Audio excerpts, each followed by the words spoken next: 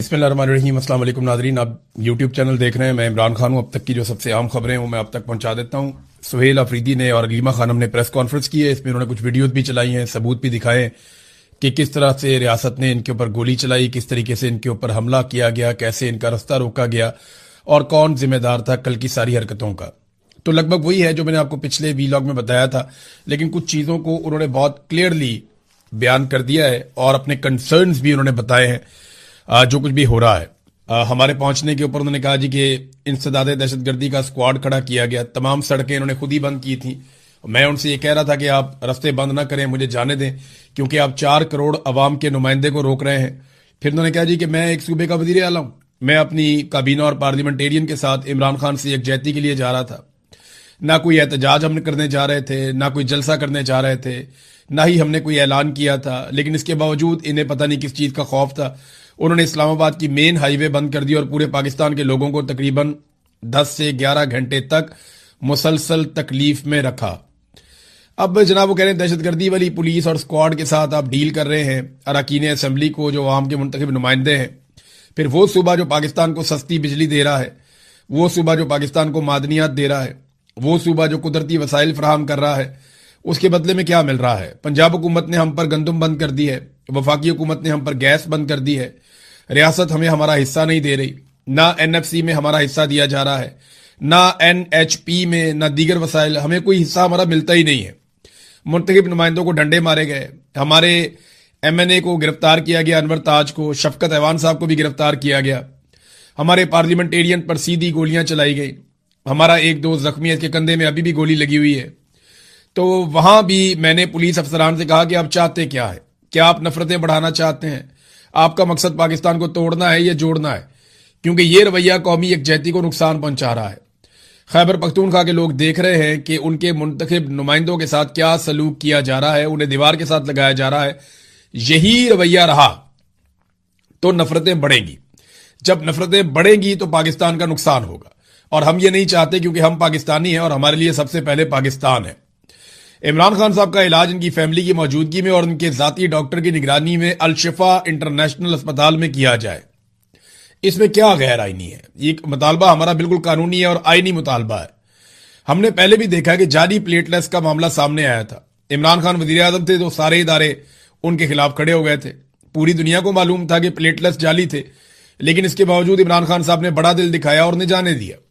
वो लोग 1 हफ्ते 2 हफ्ते नहीं बल्कि सालों तक वहां पर रहे, मगर किसी इदारे को फिक्र नहीं हुई उनको वापस लाने की। अब जब साइफर के जरिए सच साबित हो गया है कि इमरान खान सच्चे थे, इमरान खान हक पर थे, तो फिर इमरान खान ने बैरूनी गुलामी को एब्सोल्युटली नॉट कहा था। इमरान खान साहब ने पाकिस्तान के लिए, पाकिस्तान की खुद मुख्तारी के लिए, पाकिस्तान की सलामती के लिए और पाकिस्तानियों के लिए रूस का दौरा भी किया था। ये अपनी जात के लिए नहीं किया था। रूस के दौरे से उन्हें जाती तौर पर फायदा तो नहीं होना था। वो पाकिस्तान के लिए गए थे, पाकिस्तानियों के लिए गए थे, ताकि पाकिस्तानी अवाम को रिलीफ मिले। आज आप देख लेना नाजरीन, ये जो पाकिस्तान है, पाकिस्तान तो नहीं ले पाता रशिया से तेल, लेकिन भारत आज भी रशिया से तेल ले रहा है और अमेरिका ने उसको खसूसी इजाजत दी हुई है। पाकिस्तान को ऐसी कोई इजाजत नहीं है कि आप रूस से तेल ले सकें, लेकिन भारत को इस बात की इजाजत है कि वो रूस से तेल ले सकता है। बहुत सारी चीजों में भारत को फैसिलिटी दी हुई है अमेरिका ने, पाकिस्तान को नहीं दी हुई, क्योंकि अमेरिका पाकिस्तान को अफगानिस्तान के खिलाफ इस्तेमाल करेगा या ईरान के खिलाफ इस्तेमाल करेगा, जो छोटी ताकतें हैं, और भारत को वो तैयार करता है चाइना के खिलाफ, जो एक बहुत बड़ी ताकत है। तो भारत को अब बहुत ज्यादा मजबूत करेगा अमेरिका, ये मैं अच्छी तरह जानता हूं और ये होना है, क्योंकि जिस किस्म का प्रोटोकॉल वहां पे डोनाल्ड ट्रंप को दिया गया, उससे बहुत शानदार और बहुत जबरदस्त प्रोटोकॉल दिया गया रूसी सदर को। ये जब रूसी सदर पहुंचे हैं चाइना में अभी दौरे पर, तो उनका बड़ा पुरतपाक इस्तकबाल किया गया। लेकिन इंटरेस्टिंग बात यह है कि डोनाल्ड ट्रंप के इस्तकबाल के साथ जब उसका मवाजना किया गया, तो रूसी सदर को लेने के लिए ज्यादा गर्मजोशी दिखाई गई। हुकूमत की जानिब से, चाइना की सरकार की जानिब से रूसी सदर के मामले में ज्यादा बेहतर प्रोटोकॉल, ज्यादा बेहतर गर्मजोशी और जज्बात दिखाए गए हैं as compare to Donald Trump. Donald Trump के दौरे में प्रोफेशनलिज्म ज्यादा था चाइना की तरफ से, कि प्रोफेशनली वो सारी चीजों को डील कर रहे थे। वो ऐसे डील कर रहे थे कि एक मद्दे मुकाबिल मुलाकात के लिए आया, लेकिन जब ये प्यूटन आए मुलाकात के लिए तो वो इस तरह दिखा रहे हैं जैसे कोई दोस्त, कोई भाई मुलाकात के लिए आया। تو یہاں پہ ایک فرق ہے، اور جو فرق ہے وہ امریکن بھی سمجھ رہے ہیں، ان کو بھی آئیڈیا ہے. امریکن جانتے ہیں کہ چائنیز ان کے لیے مستقبل کا ایک بڑا خطرہ ہے، اور اس خطرے سے نمٹنے کے لیے وہ خطے میں ہمیشہ سے انڈیا کو ایک اتحادی کے طور پہ رکھتے ہیں. میں نے آپ کو بتایا تھا کوارڈ نام کی ایک تنظیم بھی بنی ہوئی ہے، جس میں چائنا کے خلاف جو ہے وہ انڈیا ہے، امریکہ ہے، آسٹریلیا ہے، جاپان ہے، یہ ممالک اکٹھے انہوں نے ایک تنظیم بھی بنائی ہوئی ہے، بحریہ پر مبنی ہے. بہت تگڑا ان کا ایک سسٹم بنا ہوا ہے جس کو کوارڈ کہتے ہیں. یہ 4 ممالک ہیں اس کے اندر، ان کا ایک دفاعی اتحاد ہے کوارڈ کے نام سے. تو اب ناظرین معاملہ یہ ہے کہ واپس آ جاتے ہیں عمران خان صاحب والے مسئلے پر، لیکن وہاں پروٹوکول تو بہت دیے انہوں نے پیوٹن کو، میں نے آپ کو بتا دیا. عمران خان صاحب کے معاملے میں ججوں نے بھی انصاف کا گلا گھونٹ دیا ہے. ایک تو سہیل آفریدی نے بڑی لمبی چوڑی پریس کانفرنس کی ہے، بہت سارے انہوں نے جو تکالیف قوم کو ہیں وہ بتائیں کہ کس طریقے سے ان کی خارجہ پالیسی ہے اس نے پاکستان کو برباد کر دیا، کس طریقے سے انہوں نے مہنگائی کی پالیسی سے پاکستان کو برباد کر دیا. جو بیرونی اور اندرونی قرضہ ہے پاکستان کا وہ 97,307 ارب تک پہنچ چکا. جب پاکستان بنا تھا تب سے لے کر عمران خان صاحب کی حکومت ختم ہونے والے دن تک جو ٹوٹل قرضہ لیا تھا اس سے زیادہ قرضہ عاصم منیر صاحب اور شہباز شریف مل کر لے چکے ہیں. یعنی عاصم منیر اور شہباز شریف نے اتنا قرضہ لیا ہے کہ پاکستان کے سارے سابق وزیر اعظم اور آرمی چیف مل کر نہیں لے سکے. ایک طرف آپ پاکستان کے سارے سابق آرمی چیف، سارے ڈکٹیٹر اور سارے آپ وزیر اعظم رکھ دیں ایک طرف، اور ان سب کا قرضہ ان کے ساتھ رکھ دیں، تو دوسری طرف عاصم منیر اور شہباز شریف کو آپ رکھ دیں اور ان کا قرضہ رکھیں تو ان کا قرضہ جیت جائے گا. ان کا وزن زیادہ ہے، ان کا پلڑا جھک جائے گا، اس لیے کہ انہوں نے زیادہ قرضہ پاکستان کے اوپر چڑھایا ہے. بہرحال لاقانونیت کا انہوں نے بتایا جی لاقانونیت بہت زیادہ بڑھ گئی ہے، نہ صحافی محفوظ ہیں، نہ وکلا، نہ سیاستدان. ججز خود خطوط لکھتے ہیں، اور جو جج خطوط لکھتے ہیں ان کو پھر ٹرانسفر کر دیا جاتا ہے. عدلیہ کو تو مفلوج کر دیا. عدلیہ کی حالت یہ ہے کہ عمران خان صاحب سے ملاقاتیں بند ہیں، کئی مہینے ہو گئے. بشرا بی بی کی ملاقاتیں بند ہیں، کئی مہینے ہو گئے. اور آج جسٹس ڈوگر نے ایک بہت عجیب کام کیا اسلام آباد ہائی کورٹ میں. عمران خان کے دستخط شدہ وکالت نامے نہیں ہیں تو یہ عدالت کا مسئلہ نہیں ہے. یعنی وہ وکیل بیچارہ کھڑا ہو کے کہہ رہا ہے کہ جناب ہم نے وکالت نامے پر عمران خان صاحب کے دستخط کروانے ہیں تاکہ ہم قانونی طور پر آ کر پیش ہو سکیں. یعنی عمران خان ایک جیتا جاگتا انسان ہے، وہ جیل کے اندر موجود ہے، سب کو دستیاب ہے. یہ تو آپ کو پاور آف اٹارنی تو کسی ایسے بندے کو آپ کو تب مقرر کرنا پڑتا ہے جب آپ ہے ہی نہیں، آپ موجود ہی نہیں ہیں، آپ کہیں کسی اور ملک میں یا کہیں چلے گئے. یعنی نواز شریف جب پاکستان سے باہر تھا اس کو پاور آف اٹارنی کی ضرورت پڑ سکتی تھی، لیکن عمران خان کو تو کوئی ضرورت نہیں ہے، وہ تو جیل میں ہے 2 قدم پہ، اور وہ جج صاحب کی قید میں ہے، جسٹس ڈوگر کی قید میں ہے اس وقت. ویسے تو وہ عاصم منیر صاحب کی قید میں ہے، لیکن قانونی نقطہ نظر سے جو کتابوں میں لکھا ہے اور جو کاغذوں کے مطابق تو وہ ڈوگر صاحب کی عدالت کی قید میں ہے. تو اب معاملہ یہ ہے کہ ڈوگر صاحب دستخط ہی نہیں کروا رہے. وہ یہ کہتے ہیں یہ ہمارا مسئلہ ہی نہیں ہے دستخط کا. یہ آپ کا مسئلہ نہیں ہے تو پھر کس کا مسئلہ ہے؟ ویسے تو یہ سب کو پتا ہے مسئلہ تو ایک ہی آدمی کا ہے جس نے استثنا بھی لیا ہوا ہے، ایکسٹینشن بھی لی ہوئی ہے، رات کو نیند بھی نہیں آتی، سکون بھی نہیں ہے، چین بھی نہیں ہے. تو مسئلہ تو ادھر ہے، یہ سب جانتے ہیں کہ خوف اور مسئلہ سارا ادھر ہے. لیکن ڈوگر صاحب نے جو کر دیا ہے نا، انہوں نے ریکارڈ توڑ دیا. جسٹس منیر کی روح کو سکون ملتا ہوگا کہ یار میرا تو شکر ہے جان چھوٹی.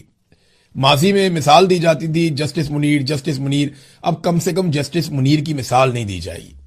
اب جسٹس قاضی فائدی صاحب، جسٹس یحییٰ افریدی، جسٹس عامر، یہ جو پہلے تھے یہاں پہ اسلام آباد ہائی کورٹ میں چیف جسٹس تھے، اور بہت سارے جج ہیں جنہوں نے بڑے کارنامے کیے، ان میں ایک جسٹس ڈوگر بھی ہیں. تو جناب دلائل کیسے دے وکیل وہاں پہ؟ کیسے دلائل دے جب اس کے بعد وکالت نامے پہ دستخط ہی نہیں ہے، قانونی طور پر کوئی اجازت ہی نہیں ہے، اور دستخط کے لیے اس نے جانا ہے. وہ کہتے ہیں جاؤ سپرنٹینڈنٹ کو ملو. بشرا بی بی کی فیملی نے ملاقاتوں کے لیے مقدمہ کیا ہوا تھا عدالت میں، کیس عدالت نے وہ بھی مسترد کر دیا. وہ جاتے ہیں جب سپرنٹینڈنٹ آف اڈیالہ جیل کے پاس، وہ ملاقات نہیں کرواتا، مسترد کر دیتا ہے. اس کے خلاف عدالت میں جاتے ہیں، عدالت کہتی ہے واپس سپرنٹینڈنٹ آف جیل کے پاس چلے جاؤ، عدالت کیس مسترد کر دیتی ہے.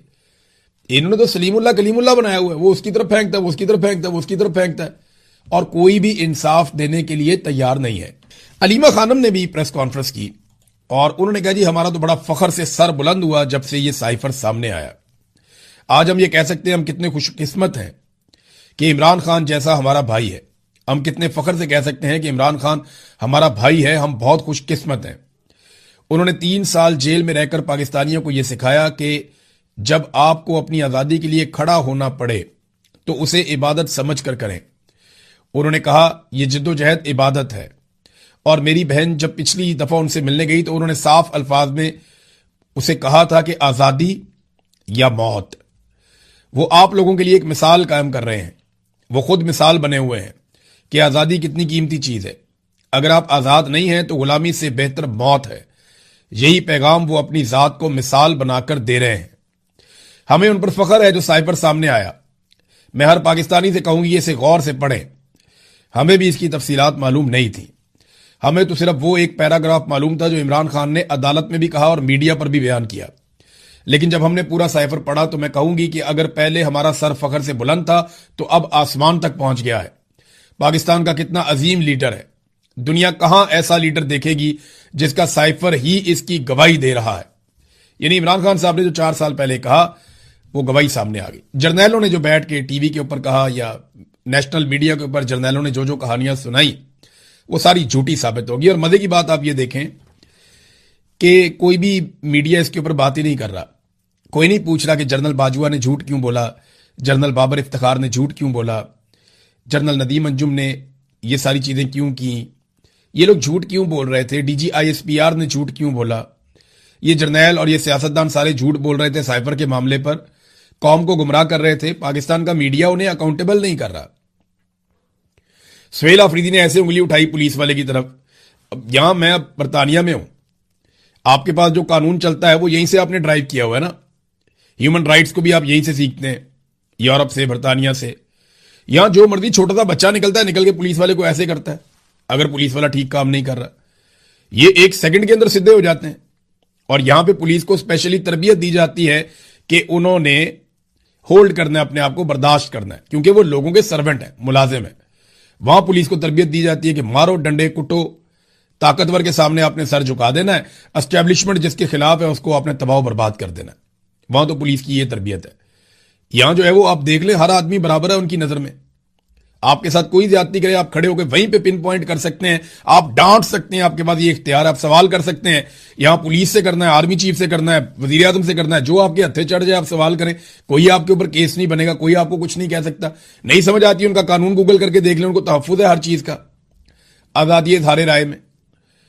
تو حمزہ شہباز نے بھی تو انگلی اٹھائی تھی ایسے کر کے پولیس والے پہ.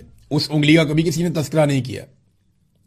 اور بھی بہت لوگ ہیں, شہباز شریف کی بھی انگل ہوتی تھی, وہ بھی اٹھاتا تھا, کبھی کسی نے تذکرہ نہیں کیا.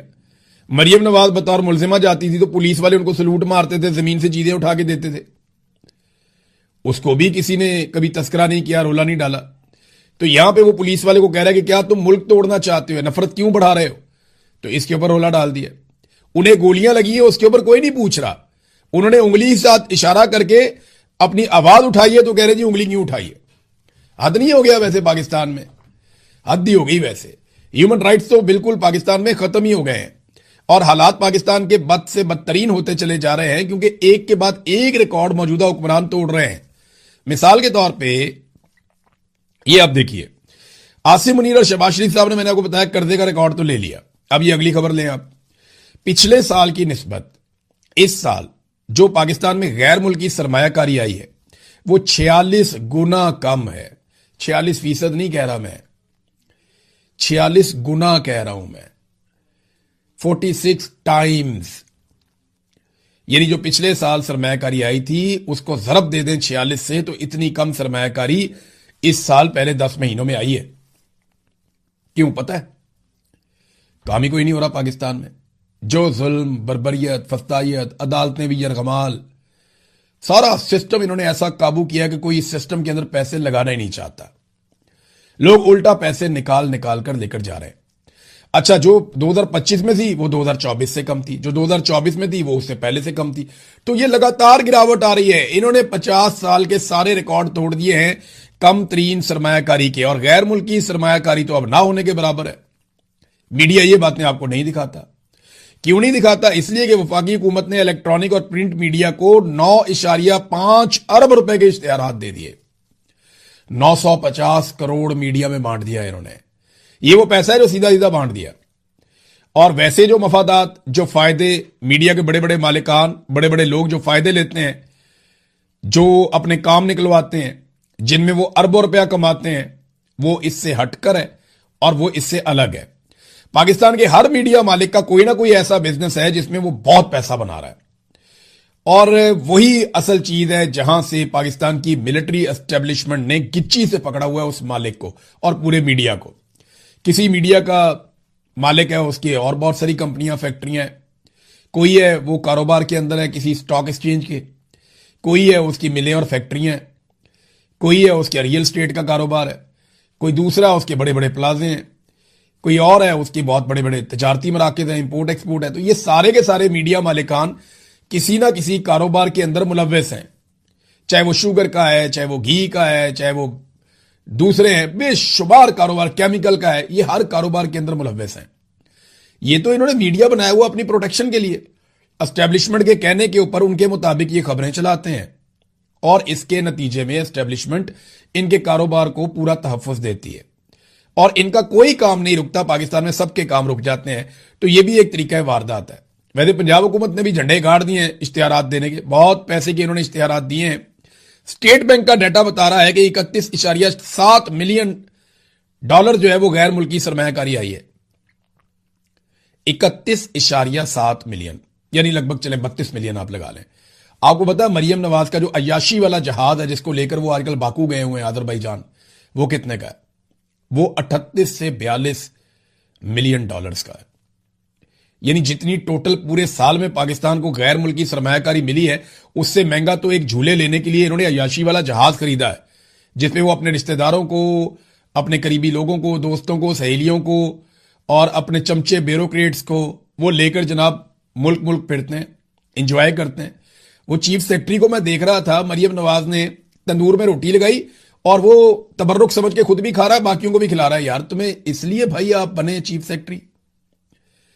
یار آپ نے کتنی تعلیم حاصل کی ہے، آپ نے سی ایس ایس کا امتحان پاس کیا، آپ نے ایک لمبی سروس ہے آپ کی پیچھے، اور آپ اپنے ساتھ باقی بیوروکریٹس کو بھی سکھا رہے ہیں کہ نالائق اور نااہل لوگ جن کے اوپر کرپشن کے بڑے گھٹیا الزامات ہیں، جنہوں نے جعلی ڈیڈز جمع کروائی ہوئی ہیں، جال سازیاں کی ہوئی ہیں، جو آج تک منی ٹریل نہیں دے سکے، ان لوگوں کی چاکری کرنی ہے، یہ سکھا رہے ہیں آپ باقی بیوروکریٹس کو۔ انتہائی نامناسب رویہ ہے، اور بہت ہی مایوسی ہوئی یہ دیکھ کے۔ ناظرین، بھارت کے لیے بڑی اچھی خبر امریکہ کی طرف سے، اور پاکستان کے لیے اتنی اچھی نہیں ہے۔ دیکھیں ڈونلڈ ٹرمپ نے پاکستان کو کیا دیا، صرف بھارت کو تھوڑی بہت باتیں سنا دی اور یہ کہہ دیا کہ میرا فیورٹ فیلڈ مارشل، او میرا فیورٹ وزیر اعظم، او مجھے بڑا پیار ہے ان سے، مجھے بہت پیارے لگتے ہیں۔ ڈونلڈ ٹرمپ نے ہمیں صرف اتنا ہی دیا، یا بھارتی طیارے ایک ایک کر کے زیادہ گراتا رہا۔ بھارت کو کیا دیا؟ بھارت کے لیے 1.19 ارب روپے کا امریکی دفاعی سپورٹ پیکج منظور۔ جناب یہ اب خبر آئی ہے، رفیق مانگڑ صاحب، پاکستانی اخبارات میں چھپی ہے۔ واشنگٹن اور نیو دلی میں برف پگھل گئی، کشیدگی کے بعد اچانک بہتری، تعلقات میں بڑا you turn, Apache Halley copter کے لیے 55 ارب اور دیگر کے لیے ان کے معاہدے شعاہدے ہو رہے ہیں۔ ابھی امریکی وزیر خارجہ بھارت میں بھی جا رہا ہے، مارکو روبیو۔ تو یہ بھارت کے ساتھ تو امریکہ ہر طرح کی فیسلٹی کرتا ہے، ہر طرح کی سہولت ان کو دیتا ہے، پاکستان کو نہیں دیتا، پاکستان کو صرف آسرا دیتا ہے، اور پاکستان اس کے بدلے میں اپنا پورا کا پورا موقف، اپنا نیریٹو، اپنی قوم کی قربانی تک دے دیتا ہے۔ کیونکہ یہاں پاکستان کے اندر ملٹری اسٹیبلشمنٹ اور جرنیل ڈیل کرتے ہیں امریکہ کو، اور انڈیا کے اندر سیاستدان ڈیل کرتے ہیں۔ سیاستدانوں نے پبلک میں جانا ہوتا ہے اور جرنیلوں نے صرف اور صرف بند کمروں میں فیصلے کرنے ہوتے ہیں۔ تو یہ ایک فرق ہے جو تھا اور جو رہے گا۔ ناظرین، وکلا نے سپریم کورٹ کی طرف ایک مارچ کیا اور وہاں پہ انہوں نے احتجاج کیا۔ عدالتوں کے سامنے تحریک انصاف کے دھرنے کا پریشر کام کر گیا۔ Chief justice supreme court justice Yahya Afridi نے سلمان اکرم راجہ کو ملاقات کے لیے بلایا اور مکمل یقین دہانی کروائی۔ یہ فیصل اکبر خر صاحب جو ہے انہوں نے یہ دعویٰ کیا، اس خبر کے حوالے سے جرنلسٹ ہیں وہ، انہوں نے کہا جی عمران خان صاحب کو عید کے فوراً بعد اسپتال منتقل کرنے، اہل خانہ سے ملاقات کروانے اور وکلا سے ملاقات کروانے سے متعلق تمام درخواستوں کو فوری طور پر سماعت کے لیے مقرر کیا جائے گا، یہ علی اعجاز بٹر صاحب نے کہا۔ یہ یقین دہانی کروائی گئی یحییٰ آفریدی کی جانب سے بھی۔ عید کے بعد کیوں؟ انصاف دینا تو آج ہی دو، یعنی عید کا پھر انتظار کریں گے؟ یہ ٹرک کی بتی ہے، یہ عاصم منیر کا معاملہ ہے۔ یحییٰ آفریدی صاحب کچھ نہیں بیچتے اس کے اندر، جسٹس ڈوگر کچھ نہیں بیچتے، یہ سارا معاملہ جڑا ہوا ہے عاصم منیر کے ساتھ۔ عاصم منیر صاحب جب تک موجود رہیں گے اور جب تک وہ پیچھے نہیں ہٹیں گے تب تک عمران خان صاحب کے ساتھ یہی ہوتا رہے گا جو اب تک ہوتا رہا ہے. ناظرین ایک چیز میں جاتے جاتے بڑی افسوسناک خبر ہے, اور یہ اسرائیل سے باقاعدہ ان کے ایک انتہا پسند وزیر ہے اسرائیل کا, اس نے ایک ویڈیو جاری کر دی ہے, اور یہ قومی سلامتی کا وزیر ہے اور اتمر بن گویر اس کا نام ہے. اس نے غزہ جانے والے جو گلوبل سموتھ فلوٹیلا کے جو گرفتار کارکنان تھے ان کی ویڈیو جاری کی ہے. ان کو مار رہے ہیں, کٹ رہے ہیں, ان کو باندھا ہوا ہے, زمین کے اوپر ڈالا ہوا ہے, سب کو سجدوں کے در جھکایا ہوا ہے, انہیں اپنا میوزک سنا رہے ہیں, ان کو تانے دے رہے ہیں. ایک خاتون نے وہاں پہ کہا کہ فری فلسطین, تو اس کے اوپر تشدد کیا گیا وزیر کی موجودگی میں, اور باقی لوگوں کو بھی مارا کٹا جا رہا ہے. انہیں بتا رہے ہیں جناب یہ ہمارا ملک ہے. تو 87 اراکین, اب یورپ اس کے اوپر احتجاج کر رہا ہے, اٹلی نے, اسپین نے, یورپی ممالک نے اس پہ احتجاج کیا. یہ الگ الگ ملکوں کے لوگ ہیں, اور اسرائیل نے ان کی تصدیق کی, نہ صرف تصدیق کی بلکہ اس کے اوپر ایک ویڈیو بھی جاری کر دیا. اب تک کے لیے اتنی, اپنا خیال رکھیے گا, اپنے اس چینل کا بھی. اللہ حافظ.